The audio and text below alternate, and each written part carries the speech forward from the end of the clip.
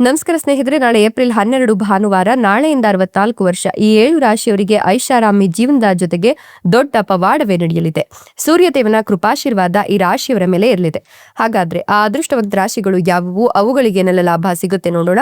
ಅದಕ್ಕಿಂತ ಮೊದಲು ಸೂರ್ಯದೇವನಿಗೆ ಭಕ್ತಿಯಿಂದ ಲೈಕ್ ಕೊಟ್ಟು ಪ್ರತಿದಿನ ದಿನ ಭವಿಷ್ಯ ತಿಳಿಯಲು ನಮ್ಮ ಚಾನೆಲ್ ಅನ್ನ ಸಬ್ಸ್ಕ್ರೈಬ್ ಮಾಡಿ. ಹಾಗೆ ಬೇಗನೆ ನಮ್ಮ ವಿಡಿಯೋದ ನೋಟಿಫಿಕೇಶನ್ ಪಡೆಯಲು ಬೆಲ್ ಬಟನ್ ಕ್ಲಿಕ್ ಮಾಡಿ ಆಲ್ ಅಂತ ಕ್ಲಿಕ್ ಮಾಡ್ಕೊಳ್ಳಿ. ನಿಮ್ಮ ಜೀವನದ ಸಕಲ ಸಮಸ್ಯೆಗಳಾದಂತಹ ಸತಿಪತಿ ಕಲಹ, ಪ್ರೀತಿಯಲ್ಲಿ ಮೋಸ, ಭೂಮಿ ವಿಚಾರ, ಕೋರ್ಟ್ ಕೇಸ್, ವ್ಯಾಪಾರ, ಹಣಕಾಸಿನ ತೊಂದರೆ, ಸಾಲಬಾಧೆ, ಸ್ತ್ರೀಯರ ಗುಪ್ತ ಸಮಸ್ಯೆ, ಹೀಗೆ ಹಲವಾರು ಸಮಸ್ಯೆಗಳಿಗೆ ಶಾಶ್ವತ ಪರಿಹಾರ ಮಾಡಿಕೊಡ್ತಾರೆ.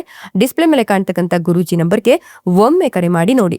ಹೌದು, ನಾಳಿನ ಏಪ್ರಿಲ್ 12 ಭಾನುವಾರದಿಂದ ಮುಂದಿನ 64 ವರ್ಷ ಕೂಡ ಈ 7 ರಾಶಿಯವರಿಗೆ ಐಷಾರಾಮಿ ಜೀವನದ ಜೊತೆಗೆ ದೊಡ್ಡ ಪವಾಡವೇ ನಡೆಯುತ್ತೆ. ಇವರ ಜೀವನದಲ್ಲಿ ಸೂರ್ಯದೇವನ ಕೃಪಾಶೀರ್ವಾದ ಹೆಚ್ಚಾಗ್ಲಿದ್ದು ಈ ರಾಶಿಯವರಿಗೆ ಈ ಸಂದರ್ಭದಲ್ಲಿ ಸಾಕಷ್ಟು ನೆಮ್ಮದಿ ಸಿಗುತ್ತೆ ಅಂತ ಹೇಳಬಹುದು. ಹಣದ ಒಳಹರಿವು ಹೆಚ್ಚಾಗಿ ಇವರ ಆಲೋಚನೆಗಳು ಸಾಕಷ್ಟು ನೆಮ್ಮದಿಯನ್ನ, ಉತ್ತಮ ಫಲಿತಾಂಶವನ್ನ ತಂದುಕೊಡುತ್ತೆ. ವ್ಯವಹಾರದಲ್ಲಿ ತೊಂದರೆ ಇದ್ರೆ ಸ್ನೇಹಿತರ ಸಹವಾಸದಿಂದ ಅಥವಾ ಸಹಕಾರದಿಂದ ಅದು ಕೂಡ ಸರಿ ಹೋಗುತ್ತೆ. ಆರೋಗ್ಯಕರ ಜೀವನ ಶೈಲಿಯನ್ನ ಅಳವಡಿಸಿಕೊಳ್ಳೋದ್ರಿಂದ ಆರೋಗ್ಯ ಕೂಡ ಉತ್ತಮವಾಗಿರುತ್ತೆ. ಪ್ರತಿದಿನ ಸಾಧ್ಯವಾದಷ್ಟು ಯೋಗ ಮತ್ತು ಧ್ಯಾನ ಮಾಡೋದ್ರಿಂದ ನೆಮ್ಮದಿ ಸಿಗುತ್ತೆ. ವ್ಯಾಪಾರಕ್ಕಾಗಿ ತಕ್ಕೆಯೊಂದಿಗೆ ಬೇರೆ ಯಾವುದಾದ್ರೂ ಸ್ಥಳಕ್ಕೆ ಹೋಗುತ್ತೀರಾ? ಜೀವನ ಶೈಲಿಯನ್ನ ನೀವು ಬಹಳಷ್ಟು ಎಚ್ಚರಿಕೆಯಿಂದ ಆಯೋಜಿಸ್ತೀರಾ. ವ್ಯಾಪಾರ ವಹಿವಾಟುಗಳಲ್ಲಿ ಸಹಿ ಹಾಕುವಾಗ ವ್ಯಾಪಾರಸ್ಥರು ಸ್ವಲ್ಪ ಎಚ್ಚರಿಕೆಯನ್ನು ವಹಿಸಬೇಕಾಗತ್ತೆ. ಹಣಕಾಸಿನ ವಿಷಯಗಳಲ್ಲಿ ಯಾರನ್ನೂ ಕೂಡ ಕುರುಡರಾಗಿ ನಂಬಕ್ ಹೋಗ್ಬೇಡಿ. ಹಣಕ್ಕೆ ಸಂಬಂಧಿಸಿದ ನಿರ್ಧಾರಗಳನ್ನ ತರಾತುರಿಯಲ್ಲಿ ತೆಗೆದುಕೊಳ್ಳಕ್ ಹೋಗ್ಬೇಡಿ. ನಿಮ್ಮ ಕುಟುಂಬ ಸದಸ್ಯರ ಆರೋಗ್ಯದ ಕಡೆ ಗಮನ ಕೊಡಿ. ನಿಮ್ಮ ಸಂಗಾತಿಯೊಂದಿಗೆ ಗುಣಮಟ್ಟದ ಸಮಯವನ್ನ ಕಳಿತೀರಾ.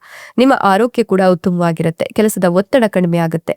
ಸ್ನೇಹಿತರಿಂದ ವ್ಯವಹಾರಕ್ಕಾಗಿ ಪ್ರಸ್ತಾಪಗಳು ಬರುತ್ತೆ. ವ್ಯಾಪಾರ ನಿಮಿತ್ತ ವಿದೇಶಿ ಪ್ರವಾಸ ಮಾಡುವಾಗ ಸ್ವಲ್ಪ ಜಾಗರೂಕರಾಗಿರಿ. ಟೀಮ್ ವರ್ಕ್ ಮೇಲೆ ನೀವು ಗಮನ ಹರಿಸೋದ್ರಿಂದ ಉದ್ಯೋಗದಲ್ಲಿ ಸಹೋದ್ಯೋಗಿಗಳೊಂದಿಗೆ ಒಟ್ಟಾಗಿ ಕೆಲಸ ಮಾಡಿ ಸವಾಲುಗಳನ್ನು ಕೂಡ ಜಯಿಸಬಹುದು. ವಿದ್ಯಾರ್ಥಿಗಳು ಸ್ಪರ್ಧಾತ್ಮಕ ಪರೀಕ್ಷೆಗಳಲ್ಲಿ ಯಶಸ್ಸನ್ನು ಸಾಧಿಸ್ತೀರಾ. ಎಚ್ಚರಿಕೆಯಿಂದ ಸಾಧ್ಯವಾದಷ್ಟು ವಾಹನ ಚಲಾಯಿಸುವಾಗ ಸಂಚಾರಿ ನಿಯಮಗಳನ್ನು ಪಾಲಿಸಿ. ಬೌದ್ಧಿಕ ಕೆಲಸದಿಂದ ಆದಾಯ ಹೆಚ್ಚಿಗೆ ಆಗುತ್ತೆ. ಸ್ನೇಹಿತರಿಂದ ಬೆಂಬಲವನ್ನು ಕೂಡ ಪಡ್ಕೊಳ್ತೀರಾ. ಹಿಂದಿನ ತಪ್ಪುಗಳಿಂದ ಕಲಿಯುವ ಮೂಲಕ ಜೀವನದಲ್ಲಿ ಮುನ್ನಡೀತೀರಾ. ಮನೆಯಲ್ಲಿ ಶುಭ ಕಾರ್ಯಗಳನ್ನು ಆಯೋಜಿಸ್ತೀರಾ. ಕುಟುಂಬದೊಂದಿಗೆ ಧಾರ್ಮಿಕ ಸ್ಥಳಕ್ಕೆ ಭೇಟಿ ಕೊಡ್ತೀರಾ. ಕೆಲವು ಜನರು ತಮ್ಮ ಸಂಗಾತಿಯೊಂದಿಗೆ ಬಹಳಷ್ಟು ನೆಮ್ಮದಿಯನ್ನು ಕಂಡುಕೊಳ್ತಾರೆ. ವ್ಯಾಪಾರದಲ್ಲಿ ಹೆಚ್ಚಳವಾಗುತ್ತೆ. ವ್ಯಾಪಾರ ವಿಸ್ತರಣೆಗಾಗಿ ನೀವು ಪೋಷಕರಿಂದ ಹಣವನ್ನ ಕೂಡ ಪಡ್ಕೊಳ್ತೀರಾ. ಈ ಒಂದು ಸಂದರ್ಭದಲ್ಲಿ ಸಂಗಾತಿಯೊಂದಿಗೆ ನೀವು ಭೋಜನವನ್ನು ಕೂಡ ಯೋಜಿಸಬಹುದು. ಬಿಡುವಿಲ್ಲದ ವೇಳಾಪಟ್ಟಿಯಿಂದ ಸ್ವಲ್ಪ ಸಮಯವನ್ನು ತೆಗೆದುಕೊಂಡ್ರೆ ನಿಮ್ಮ ಸಂಗಾತಿಯೊಂದಿಗೆ ಕೆಲವು ಸ್ಮರಣೀಯ ಕ್ಷಣಗಳನ್ನು ಆನಂದಿಸಬಹುದು.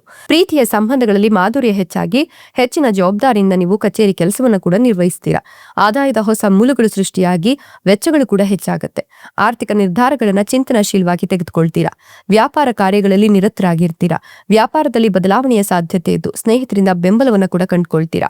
ಈ ಒಂದು ಸಂದರ್ಭದಲ್ಲಿ ದೈನಂದಿನ ದಿನಚರಿಯಿಂದ ವಿರಾಮ ತೆಗೆದುಕೊಳ್ತೀರಾ. ಸ್ವಯಂ ಆರೈಕೆ ಚಟುವಟಿಕೆಗಳಲ್ಲಿ ತೊಡಗಿಸ್ಕೊಳ್ತೀರಾ. ಕೆಲವು ಹೆಚ್ಚುವರಿ ಜವಾಬ್ದಾರಿ ಕೂಡ ನಿಮ್ಮ ಕೆಲಸದ ಸ್ಥಳದಲ್ಲಿ ಸಿಗುತ್ತೆ.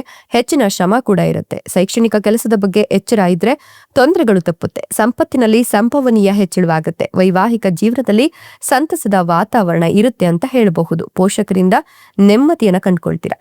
ಇಷ್ಟೆಲ್ಲ ಲಾಭ ಮತ್ತು ಅದೃಷ್ಟವನ್ನು ಪಡಿತಿರ್ತಕ್ಕಂಥ ಅದೃಷ್ಟವಂತ ರಾಶಿಗಳು ಯಾವುವು ಅಂದ್ರೆ ಧನುರ್ ರಾಶಿ, ತುಲಾ ರಾಶಿ, ವೃಷಭ ರಾಶಿ, ಸಿಂಹ ರಾಶಿ, ಕಟಕ ರಾಶಿ, ವೃಶ್ಚಿಕ ರಾಶಿ, ಮೇಷ ರಾಶಿ. ಇವುಗಳಲ್ಲಿ ನಿಮ್ಮ ರಾಶಿ ಇದ್ದರೂ ಇಲ್ಲದಿದ್ದರೂ ಭಕ್ತಿಯಿಂದ ಓಂ ನಮೋ ಸೂರ್ಯ ನಾರಾಯಣಾಯ ಅಂತ ಕಮೆಂಟ್ ಮಾಡಿ. ಧನ್ಯವಾದಗಳು.